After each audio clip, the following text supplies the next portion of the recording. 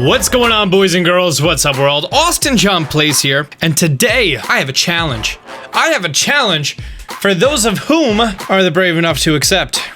So in Legend of Zelda Breath of the Wild, there's lots of challenges out there. There's 3 heart challenges, there's no extended stamina, there's no climbing challenges, there's no power glider challenges, and all of these are going to fail in comparison to the challenge that I'm about to present before you.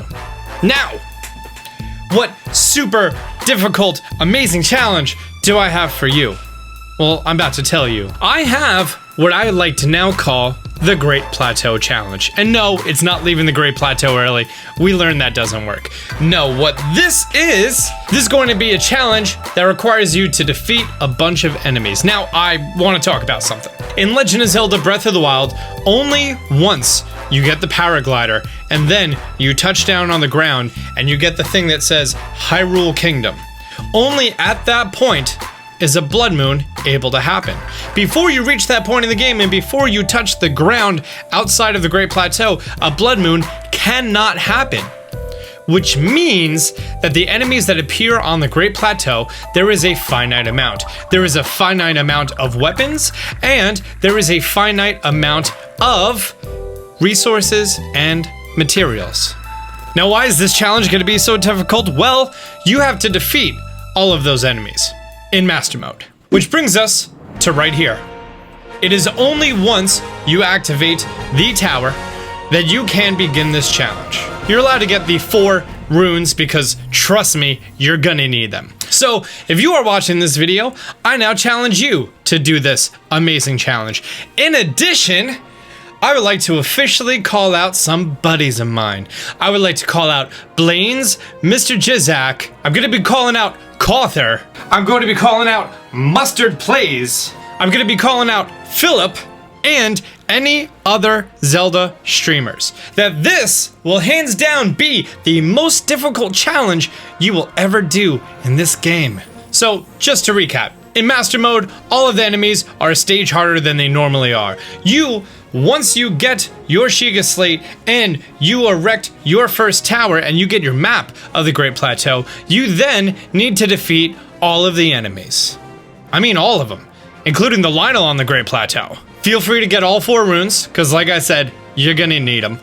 Feel free to go scour, do any resource stashing that you need to, get all the food, get the few items of clothing that you can, and no amiibos. I feel like the amiibos would make it just a little too unfair. I feel like it'd be cheating if you have a little wolf running around killing everything for you. It'd be a little unfair if you're getting these articles of clothing that's gonna give you a full 9 defense. It'd be a little unfair if you have showering down from the sky an infinite resource of food and weapons. No. This challenge is going to be one that takes every single ounce that you possess of courage, wisdom, and power. Now, of course, feel free to get the chests that are left for you on the Great Plateau from getting the DLC, like this ruby. However, it's gonna be useless, cause you ain't gonna find nobody to sell it to. What's this? Here's a chest in the water. Hope it has something useful. Nope. More useless stuff. That amber ain't gonna help you. That amber is not going to give you an upper hand on your Great Plateau challenge. Or that.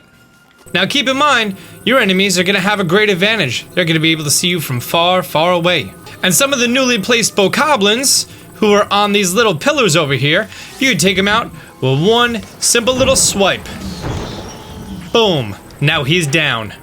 This guy over here, he's a little bit further away, hit me with a fire arrow, I died, and then drowned. So here, as you can see, I've scoured every general possible region of the Great Plateau to come up with how many enemies you should be fighting. Some enemies that you don't need to kill are the Keese, the Choo-Choos, and the Stall Goblins.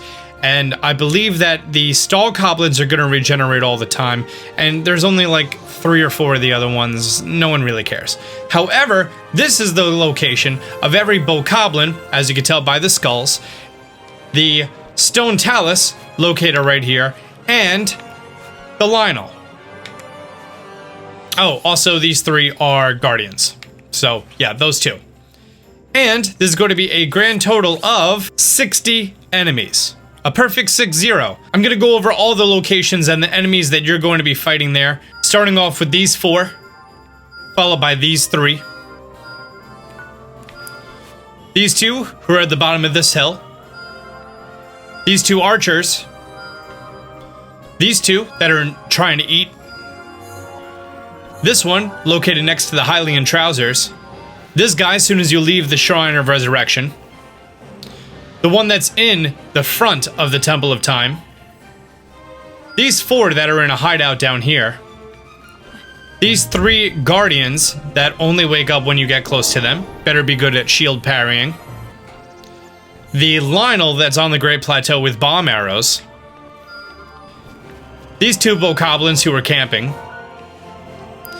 These four who are camping out near the bottom of this area.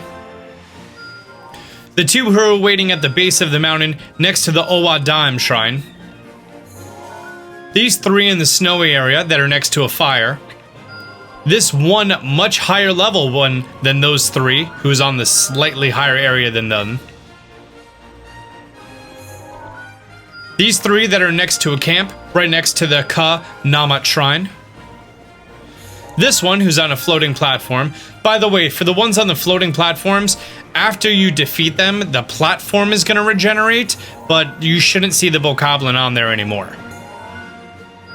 These three who are in a tree fort. These four at the top of the cliff that have their own camp set up.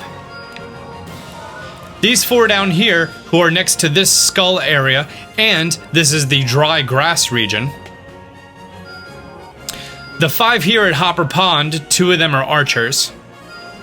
The Stone Talus, which as long as you have the sledgehammer, he shouldn't be too hard. These three just to the edge of the Forest of Spirits. And yeah, that is all 60 enemies on the map.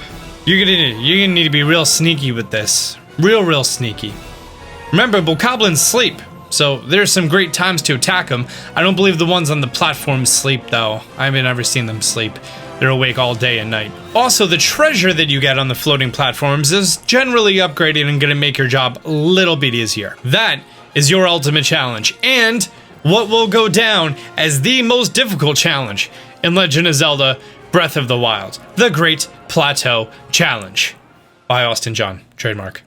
If I could defeat this Lionel, then the Great Plateau Challenge should be obtainable by any of you watching this video.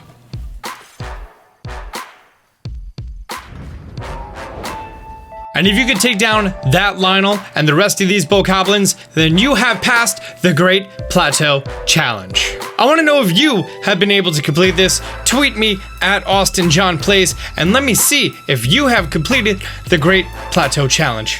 Till next time, Austin John out. Be sure to like this video and subscribe. I'm going to be giving you guys lots of helpful videos in the next following days and weeks. Till next time, Austin John out.